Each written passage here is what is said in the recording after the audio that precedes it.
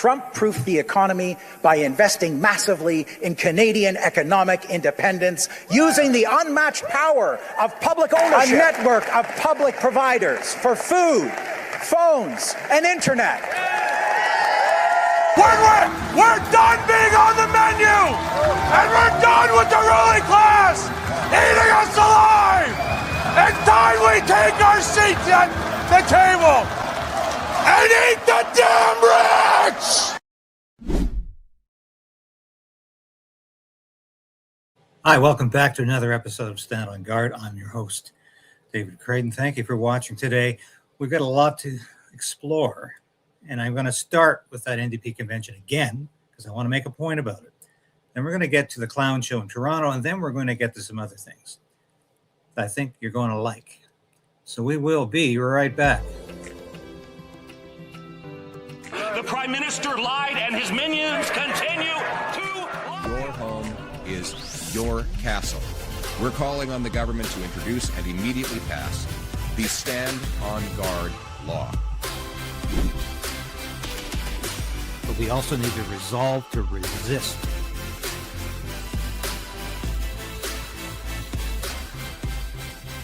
Okay. We'll do it live. Okay. No. We'll do it live. I'll write it and we'll do it live.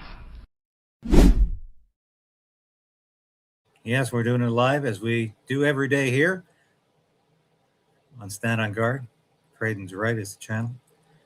Now, I showed you that clip from the NDP convention, and of course, you've all seen how crazy it is. We've got the woke activists fighting amongst who's more woke than who's the most woke at the convention, and who's green. Does the green card trump the yellow card? Does race trump ethnicity? Does sexuality trump race? Does gender trump? Does transgenderism trump other sexual? It is absolutely insane. And of course, the world is watching this and saying Canada's gone mad. And we're going to be looking at that later. But the point I want to make about the NDP's move to the left, far left here. Far left. Communism, Marxism, Marxist-Leninism, Maoism is a hint of all of this and what Avi Lewis is saying. And of course, Avi Lewis comes from a long line of socialists who were a lot less radical than he was. His grandfather, David Lewis, leader of the NDP during the early 1970s. He was the NDP leader that formed a coalition government with Prime Minister Pierre Trudeau in 1972, when Pierre Trudeau only got a minority government. Avi Lewis's father, Stephen Lewis, of course, was the leader of the Ontario NDP and Canada's ambassador to the United Nations under Brian Mulroney. Avi Lewis has taken things to a new extreme, environmental extremism, socialist extremism. But a lot of people are saying, oh, this is bad news for Pierre Poilievre and the Conservatives. This is the best possible scenario for Pierre Poilievre and the Conservatives. And I'll tell you why. As we saw in the last federal election, he was able to peel a lot of the NDP support away. Why? Because Pierre Poilievre was able to appeal to blue-collar workers. Not just because he went around in T-shirts and flexing his muscles, but he was able to say, look, under a conservative government, we're going to tax you less. You'll have more money in your pockets, and we're going to reward you for hard work. What Avi Lewis wants to do, of course, is to destroy the private sector, create government employees. But the people who do the blue-collar labor in this country are saying, I can't identify with this guy's extreme environmental policies. Neither can NDP leaders in Saskatchewan and Alberta. They can't identify with him either. But they also can't identify with his crazy DEI policies. You know, his support for so-called trans kids, his support for all of this woke agenda that the average blue-collar worker really doesn't have any time for, because first of all, ideologically, they think it's crazy. And they don't have the time of day for it because they have too few hours in the day. to make a buck these days, to stay above the cost of living. So this is going to be devastating for the liberals. Good news for the conservatives. And I predict Avi Lewis will peel off liberal supporters who think Mark Carney's too conservative, who think Mark Carney is not to be trusted on environmental issues anymore. They might be wrong about that. But there's going to be the far left of the Liberal Party will go NDP. And I don't think enough of them will go NDP, but enough of them will go NDP to split the vote in key constituencies. Once again, who benefits? The Conservative Party of Canada will benefit because the vote splitting will help the Conservatives. So here's what I'm predicting. More blue-collar support for the Conservative Party, less blue-collar support for the NDP, a continuation of what you saw in last year's federal election, and more splitting of the vote with the Liberals, between the Liberals and the NDP, in a lot of these key ridings, which sometimes the Conservatives came in second or third. They could come in first next time. This is all good news. Avi Lewis is good news for the Conservatives. All Pierre Poilievre has to do is sell and market a truly principled conservative vision for this country. And to stop being a de facto coalition partner with Mark Carney. Stop protecting this man. Start saying Mark Carney has the most corrupt government in the history of Canada. I'm going to give you better. That's what Pierre Poilievre has to do. Those are the talking points, the speaking notes for today. Now, let's get on with some of this incredible clown show in Toronto yesterday.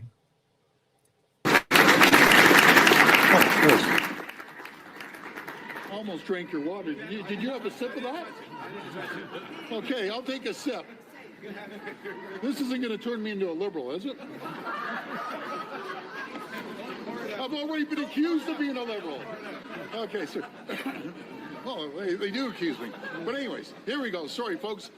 That's more than 30% reduction, which will save more than 375,000 small business, an average of $5,000 annually. Yeah, big joke. Big joke, Doug Ford. He says, oh, they already call me a liberal. You are a liberal. You're a faux conservative. You're in the pocket of Mark Carney, just as you were in the pocket of Justin Trudeau. Remember, you supported the Emergencies Act? You were the first premier in this country to come out and say, good on you, Justin Trudeau, for crushing the Freedom Convoy and for invoking the Emergencies Act. You loved it. And ever since, real conservatives, freedom-loving conservatives, libertarians have all said, we don't trust you, Doug Ford. We know you're a faux conservative. You're phony. And of course, Doug Ford is surrounded by red Tories. I would even say they're not even red Tories anymore.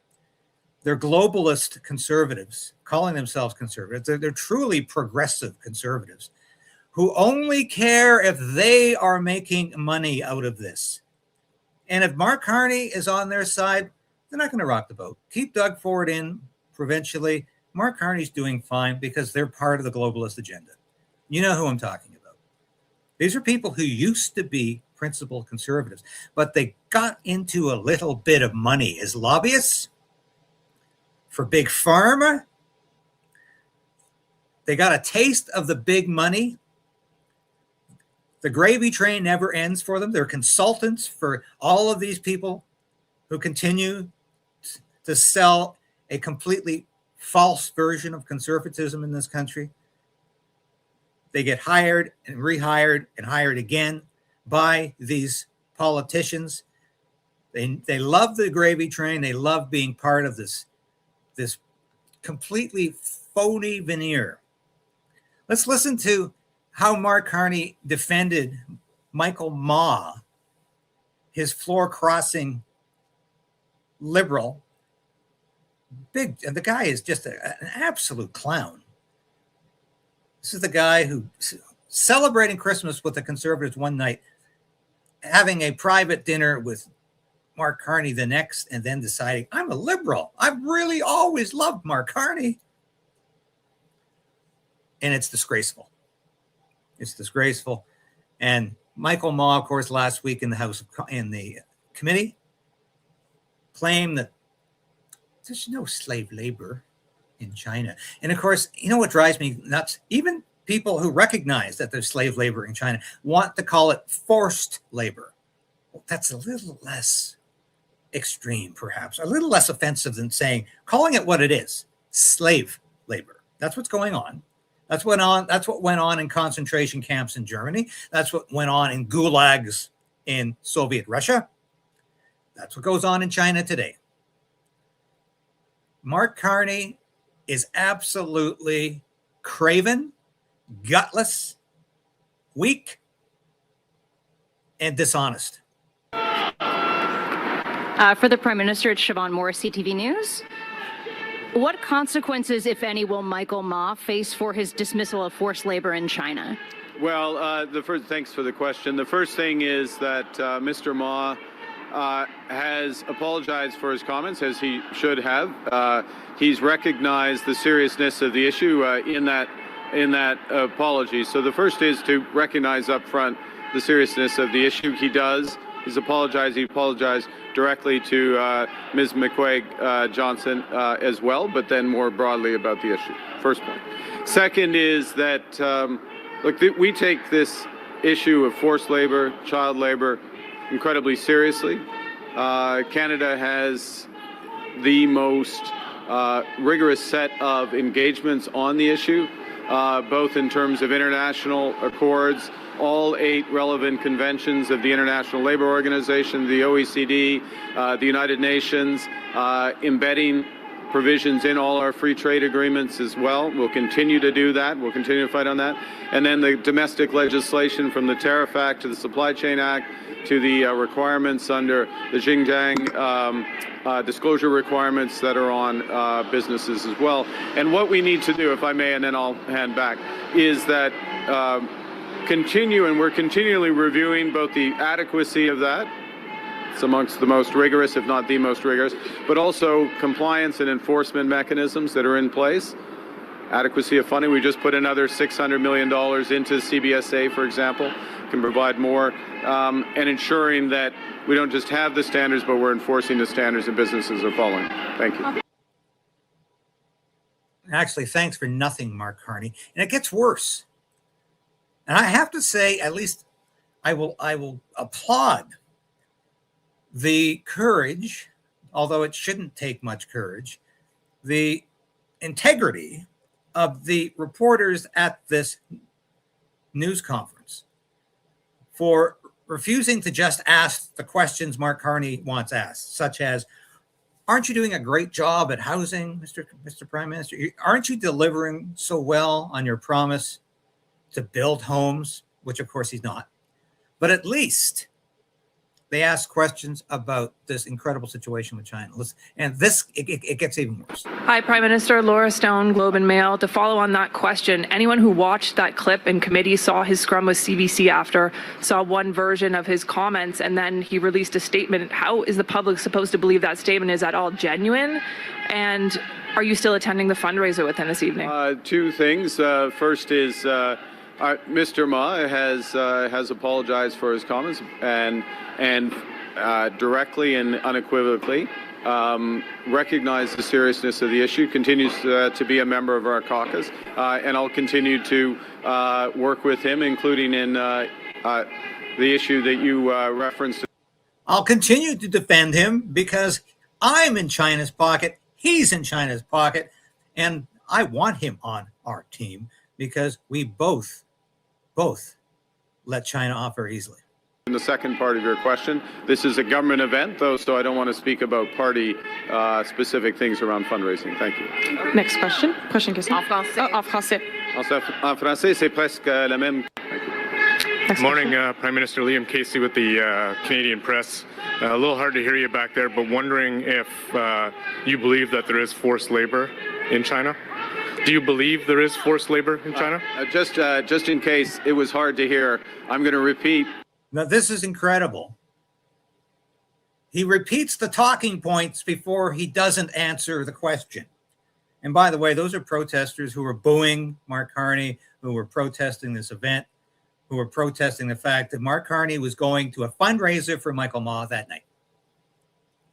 I'm going to answer your question in a second, but I'm going to repeat the main element of today's announcement: $8.8 billion partnership, Ontario and Government of Canada, city working alongside, up to $200,000, up to $200,000 off taxes and development fees for homes in Ontario for people getting onto the housing ladder, plus all of the major infrastructure being built and in huge levels in consistent partnership. In terms of, look, I followed this issue over the years in China and elsewhere. And there is evidence of child labor around the world. There's evidence and there's existence, I should say, of child labor and forced labor around the world. There is a absolute requirement for companies, and I'll put it there first, to... But is there forced labor in China, Mr. Prime Minister? Can't answer. Know who their suppliers are, the conditions of their suppliers. They have a reporting obligation here in Canada, public reporting obligation here in Canada for their supply chains. They have to comply with our laws, which obviously, to simplify them, are against any element of forced or child labor in any element of the supply chain of goods that are imported into this country.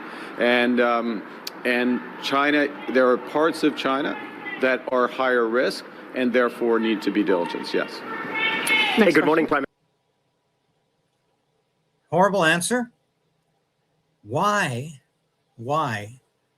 are the Conservatives not going after Mark Carney's corruption more? I think it's an honest question, and I think it's a good question. But they need to do this, and they do it now. If this guy wins all of these by-election seats, or even two of them, he's got a majority government, and we're stuck with this SOB for another 3 to 4 years. And I want to replay a clip that I showed the other day from Melanie in Saskatchewan, one of the best, well, the most enjoyable interviews I've done in a long time. And I'm going to try to get Melanie back on the show to talk about some other issues, and possibly with at least one other person. And we'll see what happens with that. But I like the way Melanie sums up Mark Carney's corruption. Risk of sounding extreme. And I try not to, because I think so much and I try to analyze everything. He's our worst nightmare. He's not just our worst nightmare. I think he's going to be a pox upon the globe. He's trying to completely redefine the entire planet's economy, like the whole system and how it's going to work. And he's starting with us. So first he laid the groundwork when he was an advisor. Now he's got the power to finish pulling all the levers to make it happen. And we have been, I think, slow walked into this without realizing it. And they've done a really good job of painting people like you and I who point these things out as fanatics, as, oh, right-wing racist bigots and all the other ists, like, I don't know about you. I'm sick and tired of being called names by a government that's supposed to represent me. I am fed up with having every aspect of my life controlled. I never voted for this. I never voted for the WEF. I never voted for UN. I never voted for Ukraine funding. And for the love of God, why are we spending so much of this money outside of our country? And I think that might be part of, it just came down. I heard it today. Couldn't tell you where. I'd have to go find it again. But they're going to be cutting some of the spending there. It might have been Moose on the Loose, cutting the spending on how much is going to be leaving the country now for foreign aid. Well, if it's not leaving the country in foreign aid, what's it going to do? Maybe it's going to go into this new defense bank that, that's crazily set up just like GFANS and their whole net zero banking alliance. Or is he going to create another layer of bureaucracy and funnel money to that, which is going to funnel out as, kind of like a foreign aid concept, but only if they agree to you're going to have to put in, solar panels and wind turbines and go with hydrogen. And it's just... He has a master plan, and I don't think anybody's privy to it. I made the fatal error at first of thinking, maybe I got the sense from him when he first came on scene that he was a bit of a cuck, that in my mind's eye, I could see him going home at the end of the day, the door would close, and then his wife turns around and would, you know, give him hell for all the things he screwed up on that day. And he's probably like, yes, ma'am. You know, that was my perception, that she wore the pants. But I'm at the point where I think they each have one leg in those pants, and they're determined to overhaul everything. And we're just so bloody complacent. They went, on a map, let's see, I have 3 citizenships. Canada, they're pretty weak-minded people. They don't stand up for themselves. Let's go start there. It's disgusting. It's terrifying. I might show you another clip from that interview later in the show. But I want to have a look at some of the top stories on X right now. Because once again, there's just so much out there. And want to reiterate, Mark Carney has not delivered on a single thing except censorship and surveillance. And that's getting worse. Bill C-9 passed last week. We are in a censorship state, and is worse coming with the Online Safety Act. Might as well just start calling it that, because everything this government does to take away your free speech is always justified as making you safer. It's all about your safety, your children's safety, when in fact it's all about the government totally trampling on our freedom of speech. And without freedom of speech, we have no freedom at all. We can call ourselves a democracy. We can have elections every 4 years. We can even have an official opposition, but without free speech, we're not a democracy. And that's exactly where we're headed. And Mark Carney is the most corrupt prime minister in the history of Canada. And what Avi Lewis and the NDP going far left reveals is that Mark Carney's not communist. We all, we laughed. We said Marxist Carney or Marxist carnage. And it was, he was so far left. He was farther left than Justin Trudeau. The fact is, he is exercising a fascist government where it's corporatist. And anyone who understands fascism, and I'll briefly explain, fascism really for many, many years has meant nothing except something unpleasant. George Orwell said this after the Second World War. He said, at that time, he said, the word fascism really has no meaning anymore except referring to something that's unpleasant. And of course, you call somebody, you're a fascist. Just means I don't like what you're saying. But fascism did have an economic doctrine, and it was called corporatism, where the government controlled the corporations. And there were certain corporations the government helped to get ahead. If you weren't on the government's favored list, you couldn't survive. You had to do what the government wanted. You had to do what the fascist state desired, whether that was producing armaments in huge numbers or producing anything else the government needed or wanted. But it wasn't free enterprise. It wasn't capitalism. Fascism was the government control of corporations and corporate cronyism before that word existed. That's what Benito Mussolini in Italy. That's the kind of government he led. And to some extent, that's the government we had in Germany, where certain corporations received favored status and were helped by the government, were subsidized by the government, got big government contracts as long as they kept their mouth shut. And that's the kind of government Mark Carney is espousing. So we have almost the far left in Avi Lewis and the far right in Mark Carney. What we need is something closer to the center, right of center, I would argue, that says, get the state out of our lives. Allow people to prosper. Let's have an even playing field. Not what the government wants to do. Now, I want to go to X here. Like I said, I had to get that in. It is absolutely fascinating. Okay, I'm sorry. I've got to get that. Don't ask me how this happens. Here we go. There's so much happening the next day. I just want to go through some of this. And yeah, I'll do this again. And this, this is, I'm saying leftists like Laura Babcock are well aware of the Michael Ma situation, the existence of forced labor camps in China. She writes here, Carney's numbers have gone up even further. Poilievre's going to be obscure the way he's pulling the CPC to far right. Avi Lewis, he's going to pull NDP far to left, opening up a massive lane for Carney. Wrong, Laura. Avi Lewis is going to split the vote with the Liberals on the left. Avi Lewis is going to lose his union and blue-collar worker base. That's reality, Laura, and you don't have a very accurate assessment here because I don't think you've even thought about it. Now, what's happening today?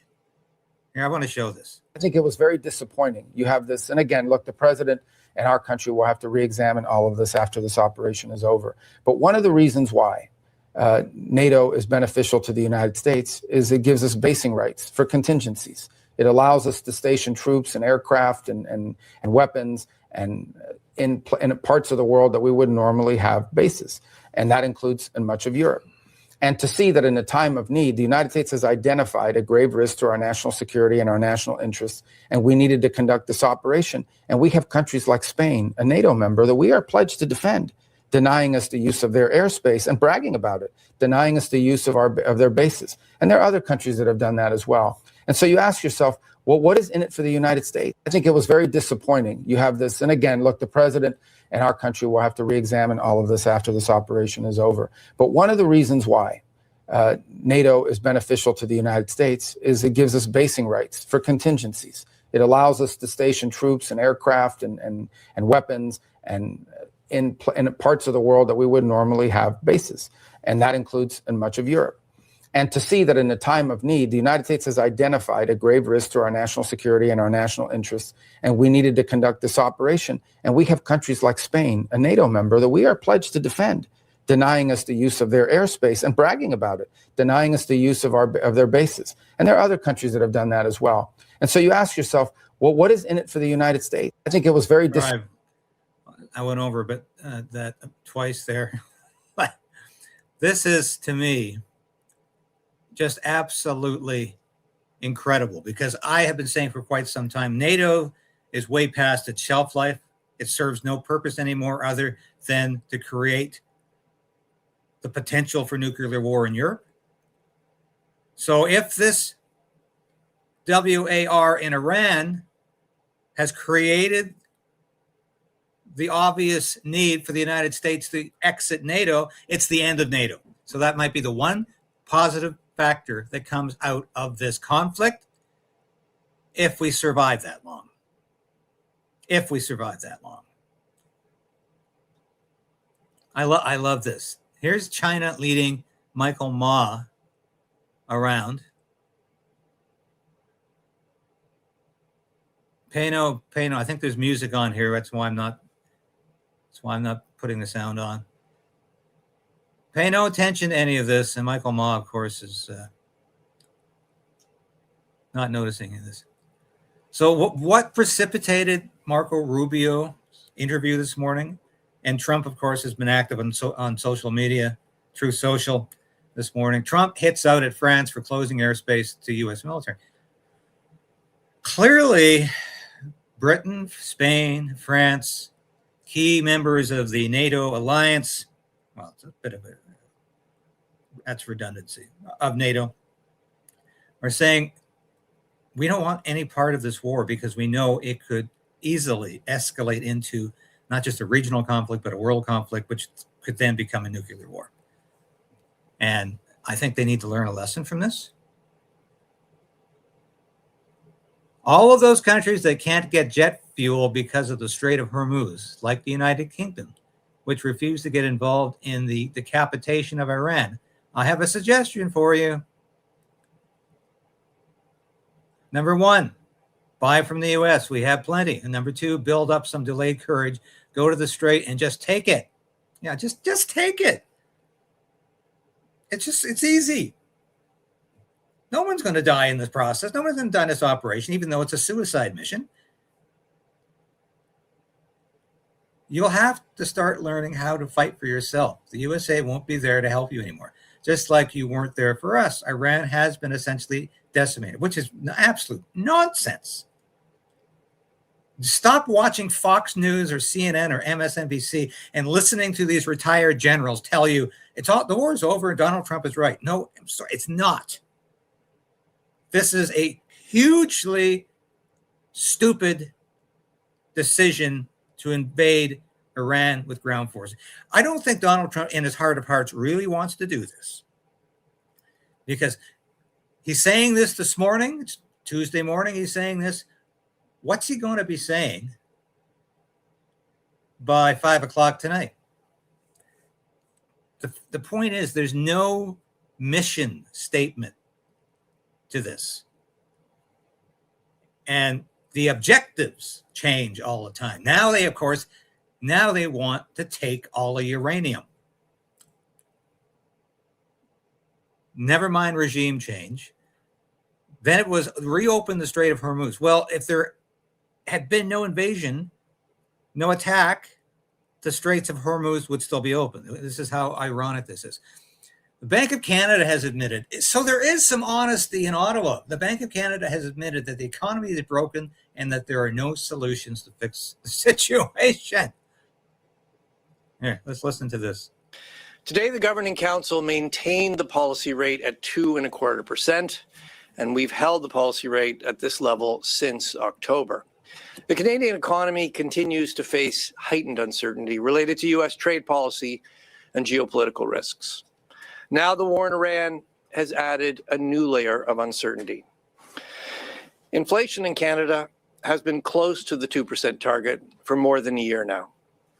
But as we've seen, the war in Iran is causing oil prices to move sharply higher, and this will push inflation up in the near term. Canada's economy is dealing with a lot, and we now face more volatility. Relative to our January forecasts, risk to economic growth are tilted to the downside. At the same time, risks to inflation are tilted to the upside because of the sharp increase in energy prices. Doesn't sound too good. And of course, a lot of folks out there are noting the Prime Minister of Canada refuses to say whether China has forced labor. He must be compromised. No kidding. You have to remember, and I pointed this out in numerous Substack pieces, Mark Carney has argued throughout the years that China should replace the United States as the world economic engine, and that the Chinese currency, the yuan, should replace the dollar, US dollar, as the world currency. Mark Carney's been saying that for at least a decade. And here's Melanie in Saskatchewan. We just played you a clip from her when she was on the show last week. And she says, "Dear Mark Carney, you stood in front of Canadians and declared Beijing the most serious geopolitical threat we face. Not a passing concern, not a complicated partner, a threat. You said it plainly with the weight of office behind it." What does that tell you? That Mark Carney doesn't believe in anything except Mark Carney and advancing the interests of Brookfield Asset Management. That's what Mark Carney believes in. China was a visceral, existential threat during the last federal election. Now it's our best friend. Yeah, this is interesting. The former Congresswoman Marjorie Taylor Greene points out that the ATF, alcohol, tobacco, and firearms in the U.S. could not match the bullet to Tyler Robinson's gun, and when the news breaks, the sheriff resigns. And of course, the idiots out there who think this guy, this Patsy, is responsible cannot answer the question about why the bullet wound in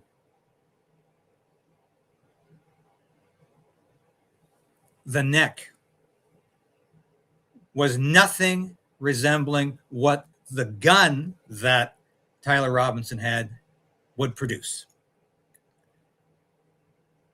Charlie Kirk would have had his head blown off if he had been hit by the gun that Tyler Robinson had. And if you watch any of the coverage of the footage on this, it doesn't take long to realize that here we go again.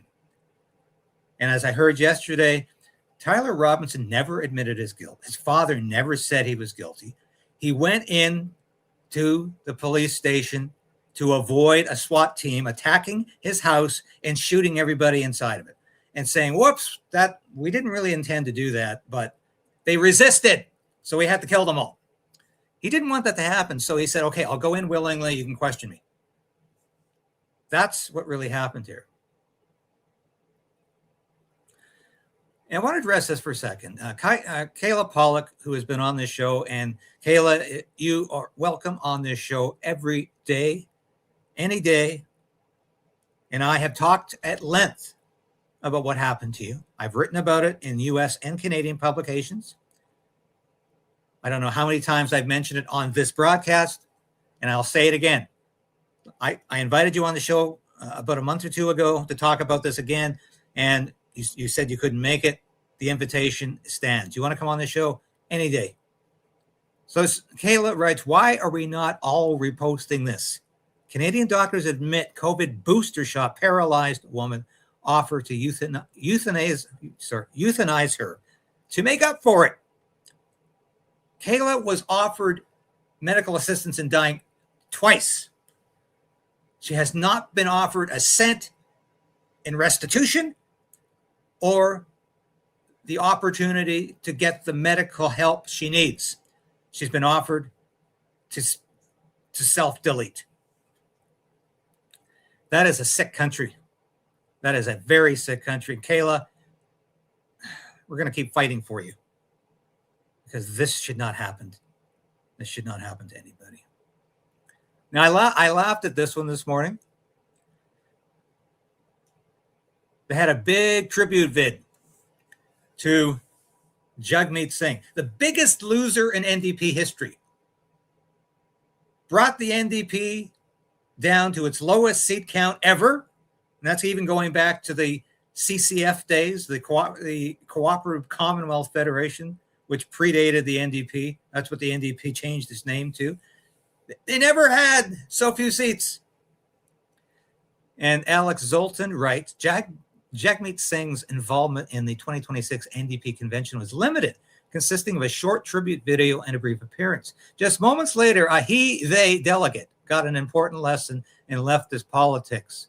Never ask how much things cost and never question it. I got to show this because this is incredible.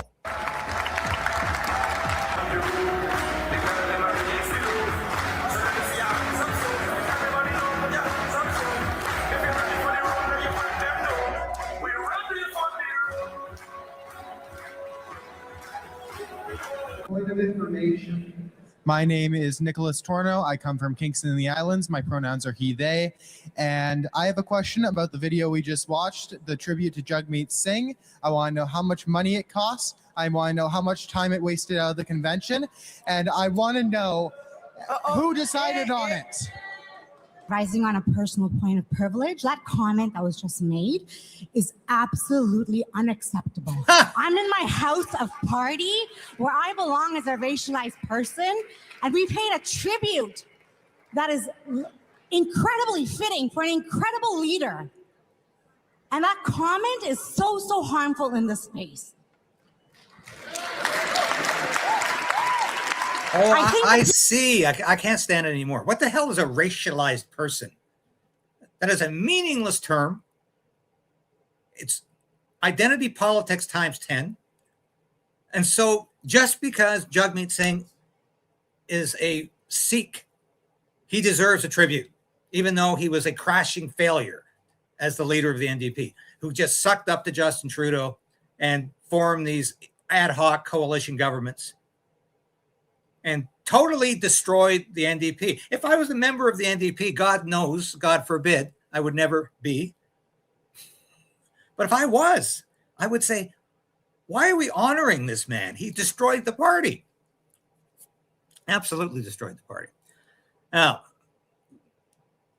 AI thinks the man beside Mark Carney is Philip Hildebrand, vice chairman of BlackRock.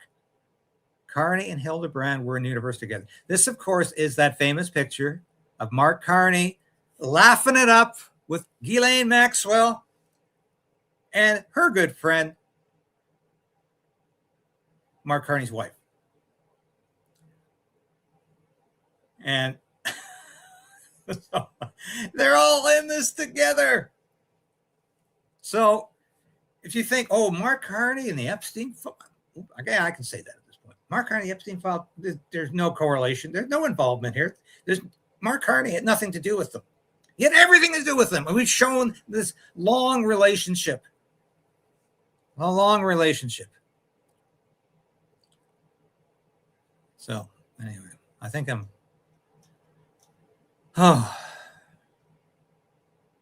yeah, want to reiterate what I said yesterday. Are these bums on Parliament Hill worth the money we're paying for them? Backbench MP, their salary rate is going up tomorrow, April 1st. That's why they call it April Fool's Day. We're the fools, people. It's going up to $218,600 for a backbench MP. Cabinet minister, $322,700. Same for the opposition leader. And the prime minister, $430,000. Are they worth it? Not at all. Yeah, actually, $437,200 is Mark Carney been making. No. Oh, yeah, I want to show you this. I can't show you the whole thing, but I want to take you to Canada, and I want to show you how you remember who made the SS officer uniforms, right? Who made them?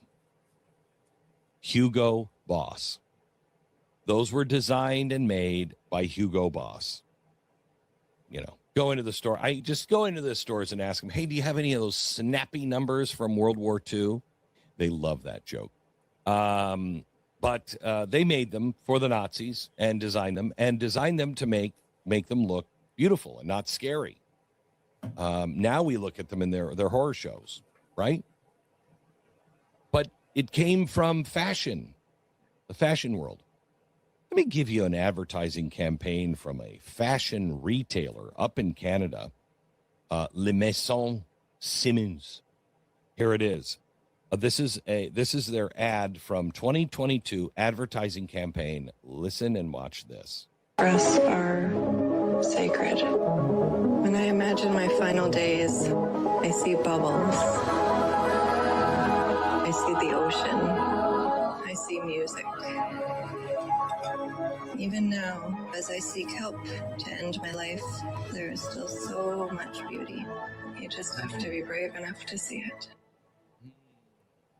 Just have to be brave enough to see the beauty of death. Doctor-assisted death. Okay? That is a fashion ad.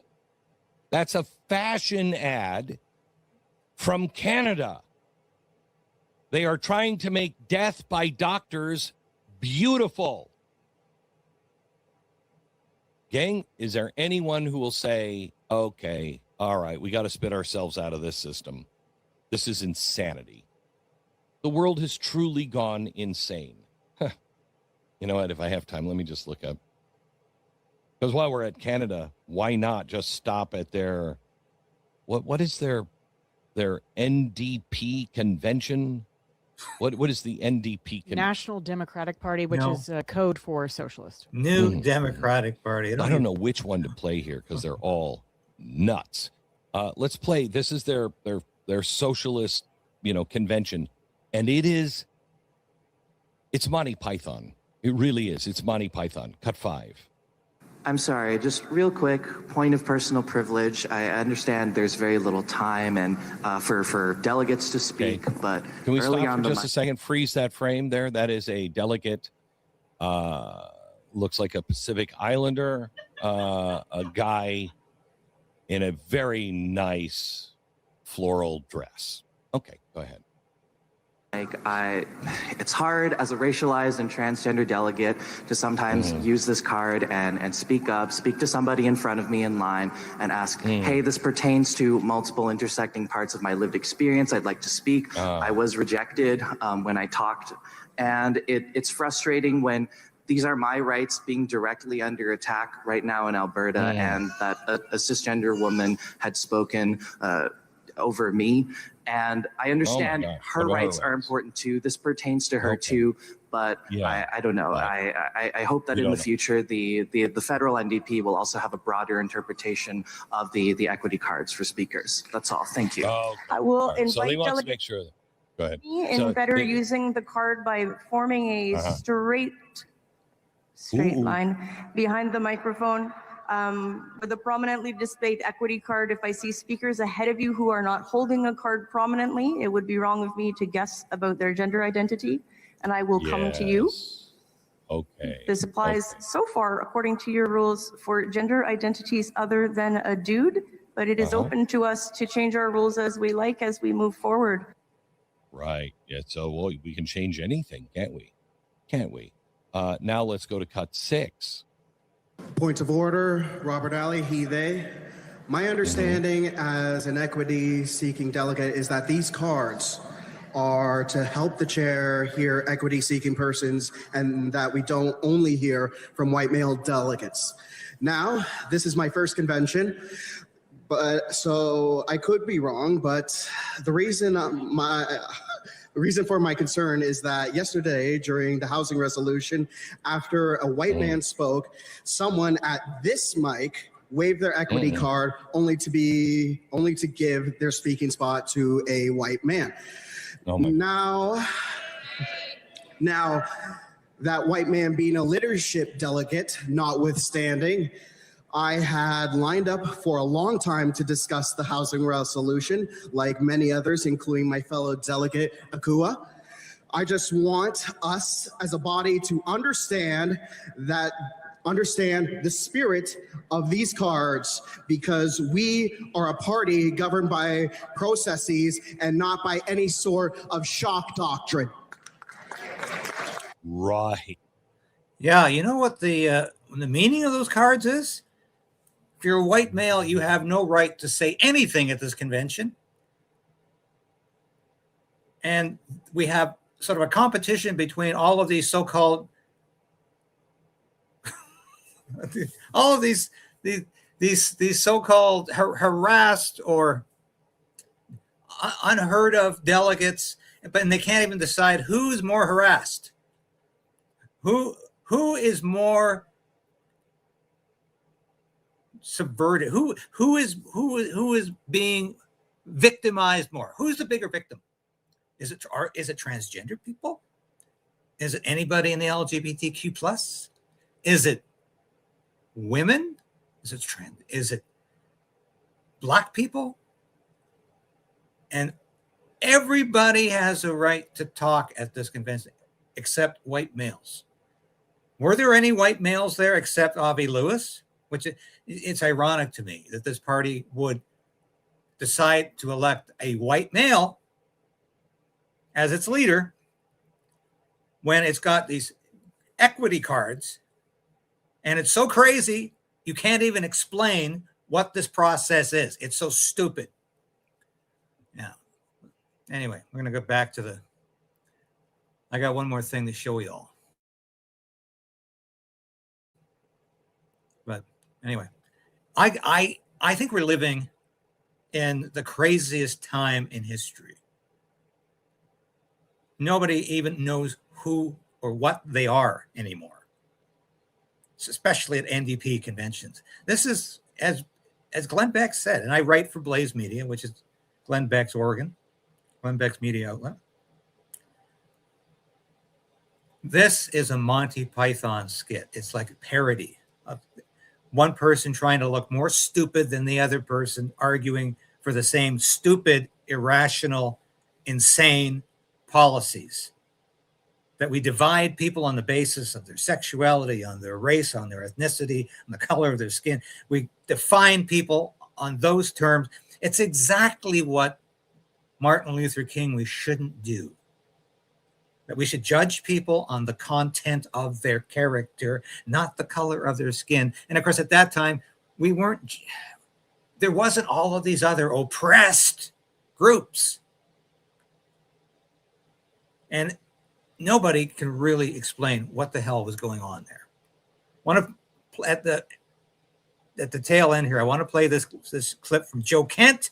And of course, he was the counterterrorism chief that resigned. And a lot of people are saying, Joe, we can't trust Joe Kent. And it's funny, people on all areas of the spectrum are saying either, Joe Kent was leaking information, he can't be trusted. And even people who should be seeing Joe Kent as an ally are saying, Joe Kent might just be a plant. Joe Kent might be wanting to run for office. Let's play a bit of this. Right now, unless we change tactics, they're not going to take our diplomacy very seriously, especially when we put out massive threats like do this or else we'll start bombing civilian infrastructure. If we were serious about getting them to the table, we would restrain the Israelis, and that would show the Iranians that we are actually serious. Until we do that, I hope for the best. I hope I'm wrong, but I don't think our diplomatic efforts will succeed. I think Trump would like to be able to get a peace deal. I truly believe that he believes that, but I know he is under a lot of pressure to commit ground forces. We saw Mark Levin and the guys from the different think tanks, American Enterprise Institute, go on Mark Levin's program this weekend and really pitch the case for a special operations style raid where we go in and we seize whatever's left of the uranium from Iran. And this is the problem, I think, with boots on the ground operations. If they go well, you're tempted to do more. If they go really badly and you lose people, then you have to double down and you have to stay to avenge the fallen, et cetera, and then you fall into this cycle. So I think we're in a very critical week here. That's why I put out that call to action this morning. I'll go back to this clip from Joe Kent after I show you the merchandise.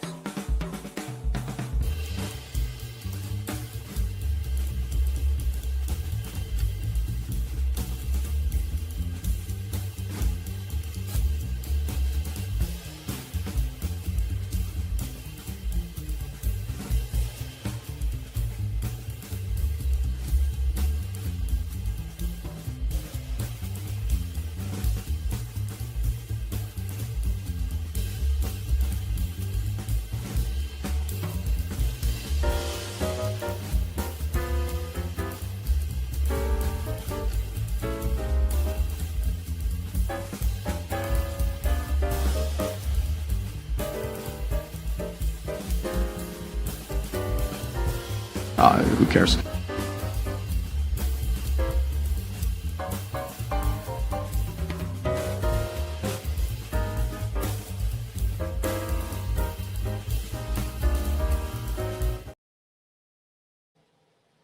You love it. We've got it. And this is our latest edition. This is the Ostrich Farm hat. Very proud to wear it.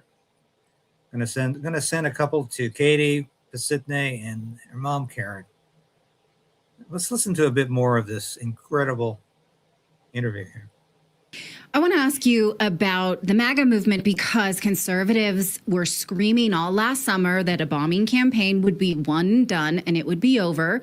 And anyone saying there would be boots on the ground is being paranoid. Now watch Mark Levin over the weekend on Fox News making the case for boots on the ground.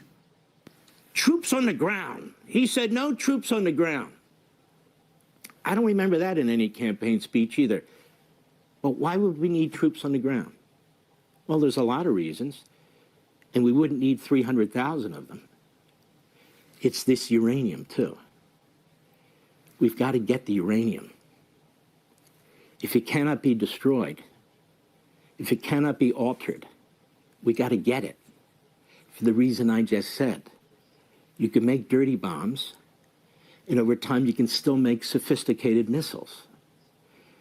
So you need to get to the uranium. That's why I'm reading in the paper, we're talking about the 82nd Airborne, we're talking about these various special forces and the various military services and so forth. He's not talking about sending regular army and infantry in by the hundreds of thousands. The men he's talking about, the units he's talking about, they are specialized. And you know what else? I remember from my days in the Reagan administration. Many of them are trained for a moment like this to try and secure enriched uranium. Many have been trained for moments like this. I guess what I'm trying to say is we are in good hands. No, not with Allstate, but with President Trump, because he's a man with enormous intelligence, enormous common sense. He's not an ideologue. He doesn't run around. All right, I don't want to hear any more of this. I have to say, the Mark Levine show is probably the worst thing on Fox News. And I used to watch Mark Levine when I used to watch Sean Hannity, who had the nerve to refer to Mark Levine as the great one. What the hell was great about him then, or what the hell is great about him now? All he is good at is repeating the talking points of his masters. Yeah, enough of that guy. Brown nosing. What does he pretend to know? And can you address the claims exactly that there are these specialty forces who know exactly how to do this type of janissary move? Where are these? What does he mean? Is this all fluff? This is not fluff. What Levin means is exactly what the Israeli lobby is telling him. Levin is very much a part of that ecosystem that I pointed out in my resignation letter, where he's getting talking points directly from the pro-Israel lobby in America, and probably in his case, directly from the Israelis themselves. And so if Levin is saying something this specific on his television program that the president has said that he's watching, the president is telling America to tune into, this is not Mark Levin coming up with this on his own. He's not falling back on his, time in the Reagan White House or whatever. He's getting talking points because these talking points behind closed doors are being briefed to the president with great detail and specificity. So this is why I say this week the president is going to be under immense pressure for an operation like this. If you do a cursory search of what the capabilities of our special operations forces are, we do have the counter weapons of mass destruction mission, which does involve going and seizing, uranium or nuclear weapons. So yeah, there's guys who are trained and have this well within their portfolio. The question is it necessary here in Iran? After Midnight Hammer, we completely destroyed their capability. And so now the Israelis are playing this game just like they did pre-Midnight Hammer, where they said, it's not just a nuclear weapon. That's not President Trump's red line, even though Trump had said his red line was Iran can have a nuclear weapon. They moved the red line and made it enrichment. Now that we bombed the enriched uranium and it's gone, now the Israelis are saying, well, that actually wasn't good enough. If they can even get any trace amount of this uranium, we have to go in and get it. Again, I'm going to say this at the end here. If, as Donald Trump is threatening to bomb the desalination plants, which I had no idea prior to this war were integral to the water supply in the Persian Gulf and the Middle East. There are many countries there that rely on desalination. In other words, taking the salt out of the salt water so you can drink it, so it's potable, so you can wash your clothes in it, wash your dishes in it. There are many countries in the Middle East are totally dependent on desalination for their water supply. If these desalination plants are removed, destroyed, there is going to be the largest humanitarian disaster, catastrophe, perhaps in the history of the modern world anyway. Maybe things happened in the Middle Ages which were worse. You can argue that. But this is a humanitarian disaster that does not have to happen. None of this had to happen. And I'll say it again. If Donald Trump doesn't find a way out of this before committing ground troops to a suicide mission, probably shouldn't say that one, self-deletion mission, he's going to get beaten up in the midterms. And we're going to see the Democrats, who none of us watching this show want to see capture the House and the Senate again, but that is probably going to happen. Look at what happened at the CPAC convention. I'm going to show some of the footage from that tomorrow. Anybody who's ever gone to CPAC knows this is a celebration of conservative values. It's a great time, and it's usually a very heady time. They couldn't get a single A-list speaker at this event, unless you include the pretender to the throne of Iran, the son of the previous Shah of Iran, as an A-list speaker. That was the only speaker who got any applause, by the way. Because MAGA is fed up with being lied to. So I would suggest this: pray for Donald Trump. We all, most of us, I think, believe in the power of prayer, the efficacy of praying, the need to pray. Pray for Donald Trump, that he will see the need to find a way out. And I don't, at this point, I don't care if he wants to declare victory and say, well, we won. I can't explain how we won, but I'm just saying we won, and I want you to all believe that. Most of MAGA will probably accept that as doctrine. And if that's what it takes to end this war before it becomes a global conflict that could devolve into a thermonuclear war, I'm good with that. We can all wink and say, yeah, okay, it really wasn't much of a victory, but at least it's over. So pray for Donald Trump. Bible tells us to pray for political leaders. He's not our political leader, but he is still the leader of the free world. And I still believe he was a much, much better choice than Kamala Harris to lead that free world. And I still believe Donald Trump, in his heart of hearts, does not want to be remembered as the man who destroyed the MAGA movement, the Republican Party, and perhaps the empire of the United States, all in one term. So that's my advice. Thank you for watching today. Stay tuned. I'm going to start going potentially 2 shows a day because there's so much happening. We need to get the breaking news out there fast. We'll be back again tomorrow. Make sure you watch Redacted this afternoon. A lot of people are asking, why are you no longer on Redacted? Well, the reason is that Redacted's gone to a new format. They've basically got one guest per show, and they're focusing entirely on, first of all, it was the Epstein files. Now it's the war in Iran. And they're really not looking too carefully at Canadian politics right now. So I look forward to the day when I can get back on Redacted with Clayton and Natalie, who I have got so much respect for, so much love for, and so much time for. But we'll see what happens. Anyway, thanks for watching today, folks. God bless you. Godspeed to all the things you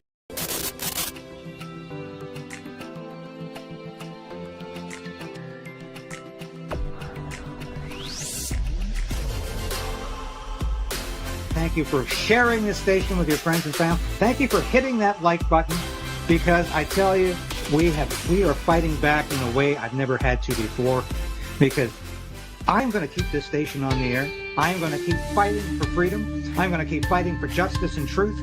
And I am damn determined to resist this Carney government in any way possible as it encroaches upon our individual freedom.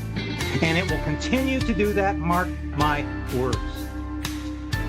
I'll be back again tomorrow. Same time, same place. 10 a.m. This has been David Crayden, broadcasting live from our nation's capital in Ottawa. Thank you for watching. We'll see you again tomorrow.